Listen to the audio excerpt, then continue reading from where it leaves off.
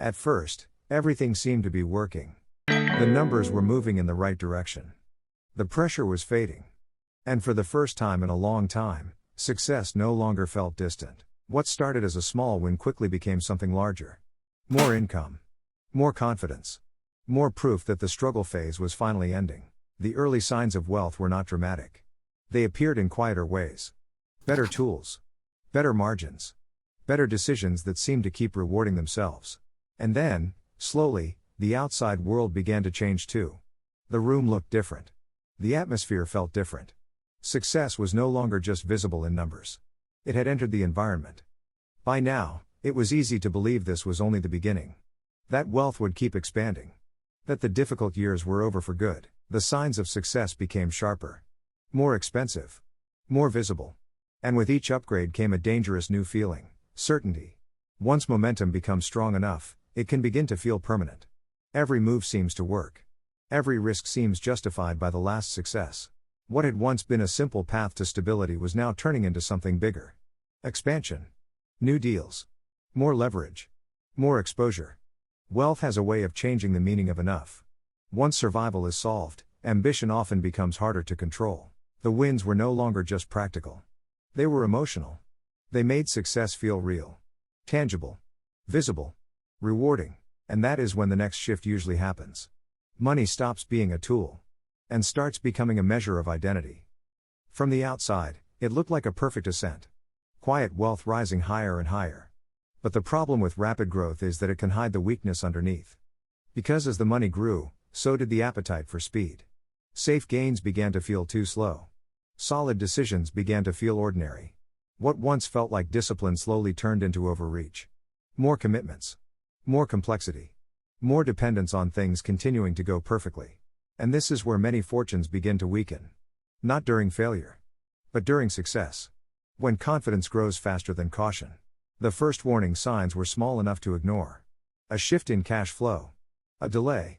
A position that did not recover as expected. But wealth built on momentum can become fragile when that momentum slows. And suddenly, the same structure that once multiplied gains can begin multiplying pressure. The skyline was still there. The penthouse was still there. The symbols of success were still visible. But underneath them, stability had already begun to crack. Then came the phase that changes everything. Not one dramatic collapse at first. But a series of hits close enough together to make recovery harder each time. What had once felt like scale now felt like weight. Every asset required protection. Every commitment demanded cash. Every decision carried consequence. And the deeper the lifestyle had become, the harder it was to accept what was happening. The fall was not just financial. It was psychological. Because losing money hurts. But losing the world built around that money hurts differently. It feels like watching a version of yourself begin to disappear. Eventually, the response changed from expansion to damage control. Preserve what can be preserved. Exit what can be exited. Accept what can no longer be saved. And little by little, the life that had once seemed untouchable began to contract. This is the stage people rarely talk about honestly. Not the first loss. Not the warning signs. But the slow humiliation of watching almost everything go. Wealth leaves traces when it disappears. Empty spaces. Missing objects. Silence where confidence used to live. The millions were gone. Not necessarily in one day. But in a pattern of losses, overextension, pressure, and decisions that no longer had room to recover. And then, one day, the contrast became undeniable. The world had narrowed. The scale was gone. The financial identity that once felt permanent had collapsed. From the outside, people might call it failure. But inside it often feels more confusing than that. Because what disappears is not only money. It is certainty.